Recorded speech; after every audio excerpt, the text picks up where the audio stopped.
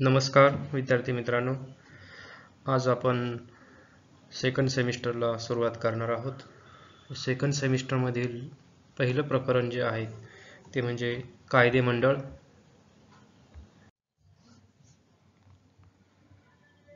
भारताने स्वातंत्र्यप्राप्तीनंतर संसदीय शासन पद्धतीचा स्वीकार केलेला आहे. भारताच्या या कायदे मंडळाला संसद असे म्हणतात. संसदेमध्ये राष्ट्रपती, लोकसभा व राज्यसभा या तीन संस्थांचा समावेश होत असतो. भारतीय राज्यघटनेच्या 5व्या भागामध्ये प्रकरण 2 मध्ये कलम 79 ते 122 मध्ये भारतीय संसदेची तरतूद करण्यात आलेली आहे. भारताने द्विगृही कायदेमंडळ पद्धतीचा स्वीकार केलेला आहे. यामध्ये राज्यसभा ही वरिष्ठ सभागृह आहे आणि लोकसभा ही कनिष्ठ सभागृह आहे. राज्यसभेमध्ये घटक राज्यांचे प्रतिनिधी असतात आणि त्याचबरोबर लोकसभेमध्ये जनतेचे प्रतिनिधी असतात. म्हणजे जनतेने प्रत्यक्षपणे निवडून दिलेले प्रतिनिधी हे लोकसभेमध्ये असतात.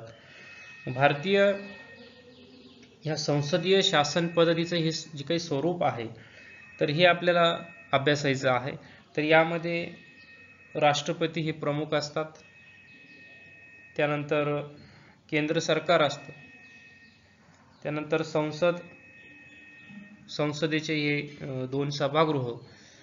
अशा पद्धतीने या कायदे मंडळाचं स्वरूप आपल्याला थोडक्यात अभ्यासता येईल. आपण कायदे मंडळाचं जे काही कनिष्ठ गृह आहे, सभागृह आहे, तर ते म्हणजे लोकसभा. तर ह्या लोकसभेची रचना, कामे, अधिकार या संदर्भात आपण आढावा घेणार आहोत.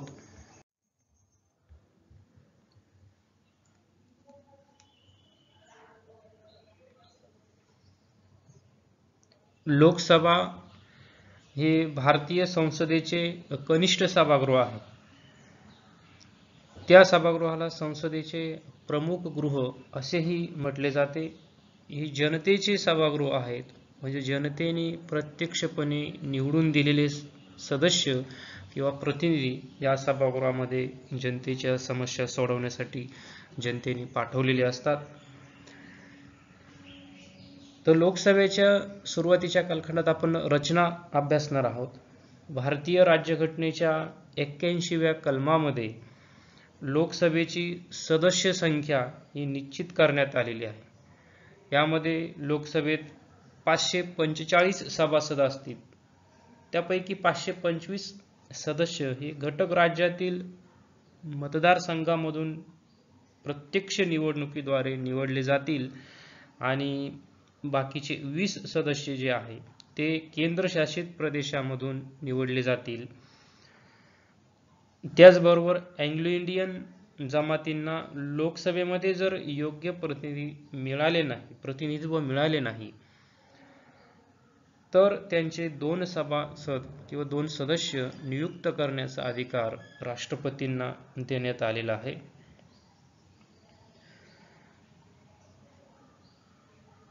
लोकसभेची जी काही निवड प्रक्रिया आहे तर ही निवड प्रक्रिया गुप्त व प्रौढ मताधिकाराद्वारे ही जनतेकडून होत असते.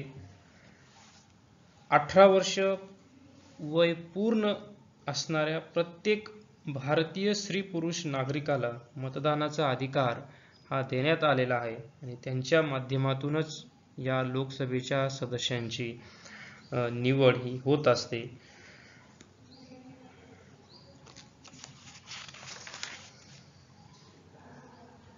यानंतर लोकसभेच्या सदस्यत्वासाठीच्या काय पात्रता निश्चित केलेल्या आहेत त्याचा आपण अभ्यास करणार आहोत.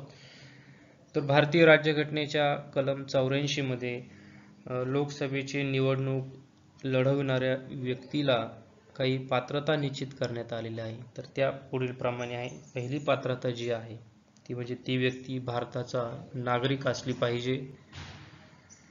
त्या व्यक्तीचे वय 25 वर्ष पूर्ण असले पाहिजे. संसदेने वेळोवेळी ठरवून दिलेल्या ज्या काही अटी आहेत तर त्या अटी त्या संबंधित व्यक्तीने पूर्ण केल्या पाहिजे. त्याचबरोबर राखीव मतदारसंघातून निवडणूक लढवणारी व्यक्ती अनुसूचित जाती जमातींची सदस्य असली पाहिजे किंवा ज्या राखीव मतदारसंघातून ज्या कॅटेगरीमधून ती व्यक्ती निवडणूक लढवणार आहेत त्याच कॅटेगरीची संबंधित व्यक्ती असली पाहिजे. त्याचबरोबर सरकारी नोकर किंवा परकीय व्यक्ती किंवा वेडी किंवा दिवाळखोर भ्रष्टाचारी अशा व्यक्ती या लोकसभेची निवडणूक लढवण्यास पात्र असणार नाही. तर अशा पद्धतीने ह्या लोकसभेच्या सदस्यत्वासाठी पात्रता आहे. त्याचबरोबर लोकसभेचा कार्यकाल हा 5 वर्षाचा असतो. लोकसभेची मुदत ही 5 वर्षे असते. 1946 मध्ये 1976 मध्ये 42वी घटना दुरुस्ती होऊन ही मुदत 6 वर्ष करण्यात आली होती. पण पुढे 1978 मध्ये पुन्हा 44वी घटना दुरुस्ती करण्यात आली आणि पुन्हा लोकसभेचा कार्यकाल हा 5 वर्षच कायम ठेवण्यात आला. 1971 मध्ये इंदिरा गांधी पंतप्रधान होत्या. यांच्या सल्ल्यानुसार राष्ट्रपती व्ही गिरी यांनी मुदतपूर्व लोकसभा बरखास्त केली होती. म्हणजे 5 वर्ष कार्यकाल पूर्ण होण्याच्या आधी. म्हणजे कधी कधी लोकसभेचा कार्यकाल ही मुदतपूर्व सुद्धा बरखास्त होऊ शकतो. म्हणजे रोज लोकसभेचा कार्यकाल हा 5 वर्ष जरी असेल तरी सुद्धा विशिष्ट परिस्थितीमध्ये लोकसभा ही मुदतपूर्व विसर्जित होऊ शकते किंवा बरखास्त केली जाऊ शकते. 1979 साली पंतप्रधान चरण सिंग यांच्या सल्ल्यानुसार 6वी लोकसभा ही बरखास्त झाली होती. याचबरोबर 1997 मध्ये 1999 मध्ये सुद्धा मुदतपूर्व लोकसभा या बरखास्त झालेल्या आहे. जर जे केंद्रीय कार्यकारी मंडळाने म्हणजेच मंत्रिमंडळाने जर या लोकसभेचा विश्वास गमावला असेल, त्यांना पुरेसं बहुमत नसेल, तर अशा वेळी लोकसभेचा कार्यकाल पूर्ण होण्यापूर्वीच मंत्रिमंडळ बरखास्त होतं. त्याचबरोबर लोकसभा सुद्धा बरखास्त ही होत असते. पंतप्रधानांच्या सल्ल्यानुसार राष्ट्रपती लोकसभा बरखास्त करत असतात. कधी कधी राष्ट्रपतींना जर वाटल्यास ते विशिष्ट परिस्थितीमध्ये म्हणजे आणीबाणीचा काळ असेल किंवा परकीय आक्रमण असेल तर त्यावेळेस ते विशिष्ट परिस्थितीमध्ये लोकसभेची मुदत ही वाढवू शकतात. मुदत वाढवल्यानंतर मात्र लगेचच त्याला लोकसभेची मंजुरी घ्यावी लागते. लोकसभेचा कोणताही सदस्य आपल्या स्वतःच्या मर्जीने केव्हाही राजीनामा देऊ शकतात. तशा पद्धतीचा राजीनामा हा ते लोकसभेच्या सभापतींकडे देतात. लोकसभेचं अधिवेशन पार पाडण्यासाठी पुरेशा गणसंख्येची आवश्यकता असते, पुरेशा कोरमची आवश्यकता असते.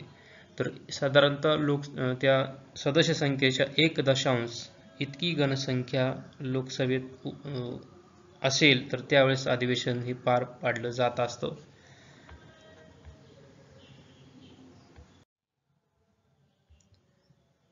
यानंतर लोकसभेचे पदाधिकारी आहेत. त्या पदाधिकारीमध्ये सर्वात महत्त्वाचं भूमिका ही लोकसभा अध्यक्षांची आहे.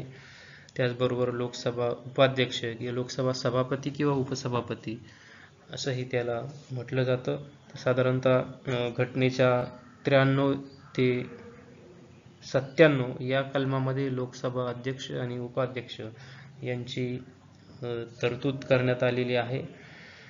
तर लोकसभेचे सदस्य आपल्यामधूनच एका व्यक्तीची सभापती आणि दुसऱ्या एकाची उपसभापती म्हणून निवड करत असतात. लोकसभेचे कामकाज पाहण्यासाठी हे लोकसभा सभापतीचे पद हे अतिशय आवश्यक आहे.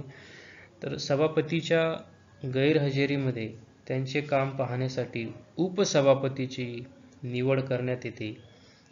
सभापतीचा कार्यकाल हा लोकसभेच्या कार्यकाला एवढाच असतो.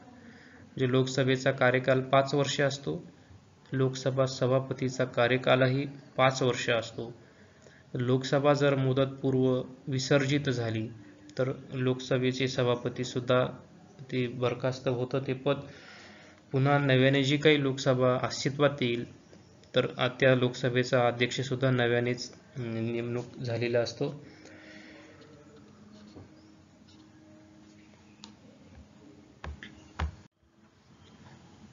लोकसभेच्या सभापतींना जी कामे पार पाडावी लागतात त्या कामांचा आढावा आपण थोडक्यात घेणार आहोत.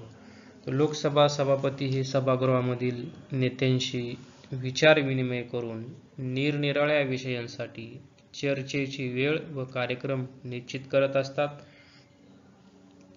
ते सभागृहाला चर्चेत येणाऱ्या विषयांच्या कामकाजाची रूपरेषा ते ठरवण्याचं काम करतात.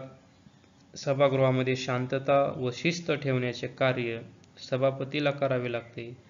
सभागृहामधील सर्व सदस्यांवरती नियंत्रण ठेवण्याचा अधिकारही सभापतींना आहे.